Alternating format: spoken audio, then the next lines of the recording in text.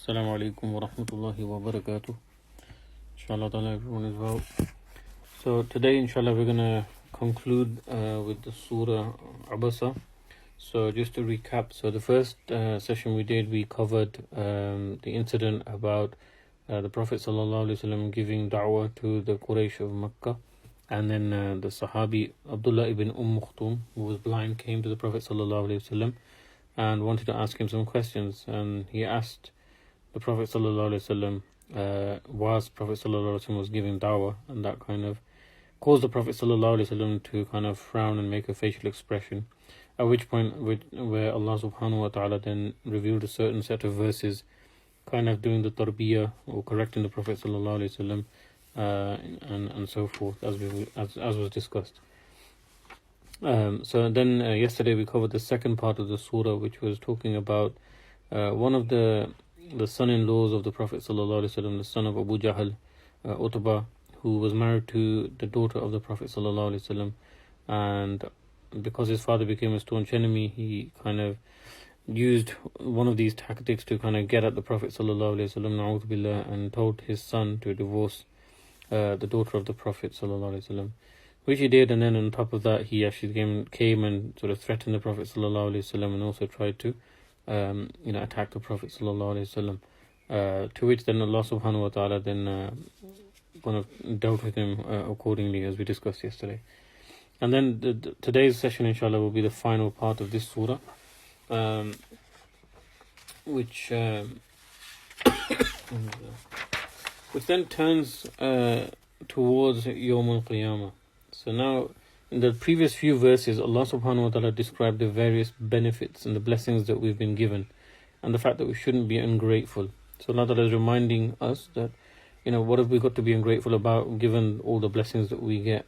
And then by doing that, actually, it's actually in a bad state to be in, to have all these blessings and then still kind of, be ungrateful for all these blessings. So now Allah subhanahu wa ta'ala mentions some incidences about Yawm al-Qiyamah. So inshallah ta'ala, just read the ayat. So Bismillah ar-Rahman ar-Rahim, salatu wassalamu ala Rasulil Kareem, amma ba'd. فأعوذ بالله من الشيطان الرجيم بسم الله الرحمن الرحيم فإذا جاءت الصاخة يوم يفر المرء من أخيه وأمه وأبيه وصاحبته وبنيه لكل امرئ منهم يومئذ شأن يغنيه وجوه يومئذ مسفرة ضاحكة مستبشرة ووجوه يومئذ عليها غبرة ترهقها قترة أولئك هم الكفرة الفجرة سبحان ربك رب العزة عما يصفون وسلام على المرسلين والحمد لله رب العالمين اللهم صل على سيدنا محمد وعلى آل سيدنا محمد وبارك وسلم اللهم صل على سيدنا محمد وعلى آل سيدنا محمد وبارك وسلم اللهم صل على سيدنا محمد وعلى آل سيدنا محمد وبارك وسلم. So just to go through the translation first. So we started with verse 33. So here Allah subhanahu wa ta'ala then mentions about Qiyamah, as I mentioned. So Allah ta'ala says, so when there will come the deafening noise. And here basically is indicating that this is the day of judgment, the scream that will come, and then everything will be obliterated, everything will end. So all these blessings that we've been given will also end, and everything will die. Then Allah subhanahu wa ta'ala mentions the day when one will flee from his brother, and from his mother and father, and from his wife and sons. At that time, on that day, basically the state of everybody will be in such sort of panic and worry that everybody's going to basically flee from each other. Now, it raises a question in one's mind as to why are they all fleeing then? Fair enough, if someone has done something, an oppression to somebody else, you can understand maybe, okay, that person may not want to meet the other person, etc. But from things like family, etc., why would they want to flee from people that they know and love? Well, we've given various different explanations for that, and inshallah ta'ala we'll just cover a few of those. So one is that, what if they come for help to that person? Now they realize that what they've been doing all their life, and maybe they're fearful that actually we don't have enough good deeds, or they may have a lot of good deeds, but then they equally have a lot of sins. So now this person may come and say, okay, look, I'm short of good deeds. Give me some of your good deeds so that my scale of deeds kind of balances out, and I'll get entry into Jannah. So he'll ask for help in this way. And obviously this person doesn't want to help anybody else because he's fearful for his own state, because he doesn't know whether he's got enough to get him through. So naturally he has this feeling that I don't want to actually give away anything. So that's one explanation, that a person may come to ask for help in terms of asking for some deeds to shore up his own account. Second reason why a person might flee from other people is because of fear. Because they might be exposed for things that they've been doing in their life that they haven't really told anybody else about or shown anybody else. So this also then causes an element of anxiety, an element of fear, and an embarrassment and shame, I guess you could call it. The reason being is that, behind closed doors, people can do whatever they want because nobody else is there. Obviously, Allah subhanahu wa ta'ala is watching, but if a person's iman is not strong enough to be able to make them realize that Allah ta'ala is watching, they may do all sorts. Now, on this day, everything is going to be exposed. So now, because of that exposure and the fact that people will see the asal reality, then that is a kind of a cause of embarrassment and worry. So they don't want to see each other because of that. And if you remember, on the Day of Judgment, a person's life is going to be replayed to them. So it's going to be as if like you're watching a movie or something that is representative of your life.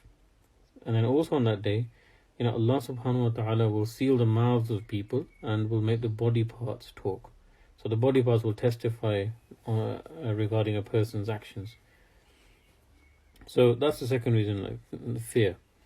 Third reason is rights, as I mentioned. If they haven't fulfilled the rights of somebody, then that person may come back and ask for their rights back. Fourth reason they've given is that not being able to see a loved one bear pain. Now, obviously, when you have your parents or your children, your heart's not going to be able to just take the fact that they might be in any pain or anguish. I mean, which mother wants to see their child, suffering or in difficulty? Now, on that day, a person will be, potentially drowning in their own sweat, depending on the level of bad deeds that they've done. If they've been really bad, then they could be in a quite difficult situation. And then people that they know, are going to be concerned, are going to be worried and find it difficult. So because of that reason, and that's another reason why they may be fleeing from others. And the fifth reason that's been given is hatred. They will see the reality of the people they loved and will be disgusted at their reality.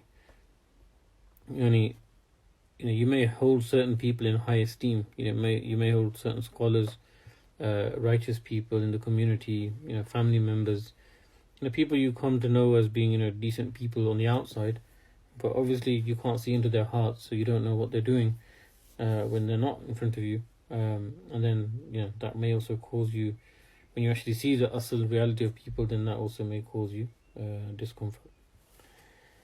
Now, so this ayat also mentions that a man will flee.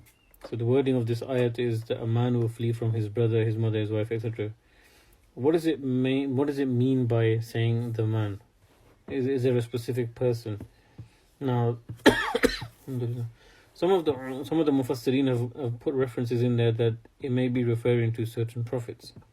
So, for example, man will run from his brother could refer to Qabil, the son of Adam alayhi salam. So he had two children, one killed the other, and maybe one running away from the other. Or it could be Ibrahim alayhi salam, maybe running away from his mother and father, because on that day he won't be able to have the power to help them, and because they were on polytheism, shirk, so that was the way they died, then therefore he won't be able to save them in that way. Similarly, you may have the likes of Lut alayhi salam, Nuh alayhi salam, who will run away from their wives because their wives didn't accept Islam. So the Anbiya alayhi salam won't be able to help their wives. And then it could also be Nuh alayhi salam running away from his son because his son rejected the da'wah. So even when the flood had come, and he was still calling his son, trying to invite him, trying to climb on the boat, you'll be saved, etc. And he still refused, and then he ended up drowning. So even that situation, he won't be able to help his son on that day. So that day is going to be basically very, very difficult. So now, then Allah Ta'ala mentions that every one of them will have enough concern to make him careless of others. So as you can imagine, if you picture the scene, everybody's running away from each other. We've been taken out of our qabrs, we've run out of our graves, and we're now standing on that day, and we're all fearful of our own state, because at that point, the reality hits everybody that, we are going to be now judged according to how we lived our lives. Now, if we lived our lives as righteous people, as mu'mineen should be, then inshallah ta'ala that day will be a lot easier for us. But if we've lived our life in a very heedless state, committing sins, violating rights, etc., then that day is going to be very difficult for the people. So on that day, Allah is basically saying that everyone will be worried about their own state. They're not really going to care about anybody else, because they've got their own worry on their head. Now, there's also a hadith mentioned by Prophet ﷺ, that he mentioned that the people will be raised up on the day of judgment barefoot, naked, and uncircumcised. So on the day of resurrection, this is. And Aisha radhiyallahu anha mentions, what about their aura, the covering of the private areas? He said, every man that day will have enough to make him careless of others. So again, this shows the state of worry that everybody will be in on that day, that they won't even be able to consider and contemplate even looking in the wrong places, etc.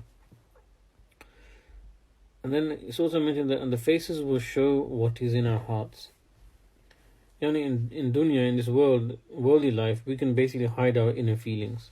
We might be able to put a nice solid smile on our face on the outside, but inside we may be harboring a lot of jealousy, animosity, hate, embarrassment, all of those different sort of emotional feelings that a person can have. So that can all be kind of hidden in this life, but on that day the face will show every expression and every feeling. So at that time we even will not be able to hide anything. Then Allah subhanahu wa ta'ala mentions that many faces on that day will be bright, having nur. These are the people, righteous people, that's being referred to here. And then Allah ta'ala says they will be laughing and rejoicing. So as you can imagine, these are the righteous people who've kind of spent their lives working on deen, working for their akhirah, and now today they're basically reaping the rewards of their efforts, or the fruits of the efforts, should I say. And then Allah subhanahu wa ta'ala mentions the opposite and says, many faces on that day will be stained with dust. There will be the opposite of glowing bright faces.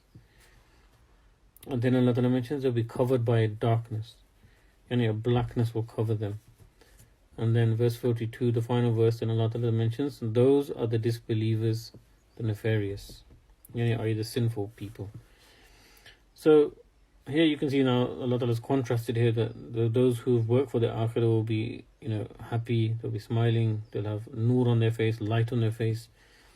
And then the polar opposite to that is people who are the opposite, who weren't righteous, who were sinful and disbelieving, and then their faces will be shown by an expression of darkness over them, and they are the ungrateful ones, as Allah Ta'ala mentioned. Now the literal meaning of kufr, this is a final point here, that literal meaning of kufr is ungrateful. Now typically we translate this as disbeliever, but if you think about it, what is a disbeliever? It's a person who's been presented with the truth and he's rejected it. So this is what we call a meaning of ungratefulness, that you've been given something and then you reject it. And the last few verses are literally about being grateful, and for those who are ungrateful, then they also shows the outcome they get as well. Now the opposite of ungratefulness, or kufr as we call it, is shukr. So one is shukr, which is gratefulness, and then one is kufr, and ungratefulness. And the highest level of kufr is what we term as disbelief. Now Allah Ta'ala even mentions in the Quran, in a different surah, لَإِن شَكَرْتُمْ لَأَزِيدَنَّكُمْ وَلَإِن كَفَرْتُمْ إِنَّ عَذَابِي لَشَدِيدٌ. that if you are grateful, I will surely increase you, but if you deny, indeed my punishment is severe. So here, this is where Allah subhanahu wa ta'ala is talking about the virtue of being grateful here. And generally speaking, we should be grateful. At least on a daily basis, in our du'as, we should be thanking Allah subhanahu wa ta'ala for all the blessings that we have been getting. Whether we can count every one of them, or whether we recognize every one of them or not. Reality is we are showered down by so many blessings of Allah subhanahu wa ta'ala that we should be asking Allah ta'ala for giving us more, but also thanking Allah subhanahu wa ta'ala for all the blessings He has given us. So here, inshallah ta'ala, is the end of the surah. So rather than start the next one now, what I'll do is we'll finish the session a little bit early today, and inshallah ta'ala tomorrow we will carry on with the next surah, Surah Takwir, inshallah. May Allah subhanahu wa ta'ala accept this gathering from all of us, and may Allah subhanahu wa ta'ala grant us the ability to be raised up on that day with the people whose faces are bright and glowing and happy. Ameen. وآخر دعوانا الحمد لله رب العالمين اللهم صل على سيدنا محمد وعلى آل سيدنا محمد.